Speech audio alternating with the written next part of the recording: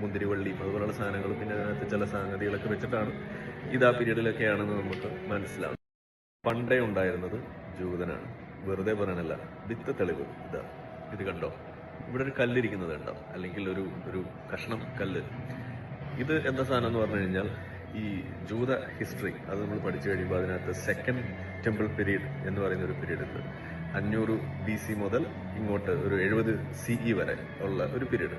ആ സമയത്തുണ്ടായിട്ടുള്ള ഒരു സിനഗോഗ്, അതിനകത്ത് നിന്നും കിട്ടി എന്ന് പറയപ്പെടുന്ന ഒരു ഭാഗമാണത്.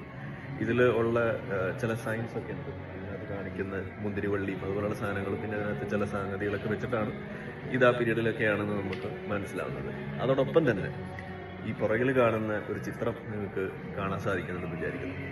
ഇത് ഈ പറയുന്ന സെക്കൻഡ് ടെമ്പിൾ പീരീഡ്, അതിന് ആ ഒരു പീരീഡിൽ പ്രധാനപ്പെട്ട ഭാഗമായിട്ട് നിലനിന്നിരുന്ന ആ ഒരു ടെമ്പിൾ എന്ന് വിശേഷിപ്പിക്കുന്ന സ്ഥലമാണ്.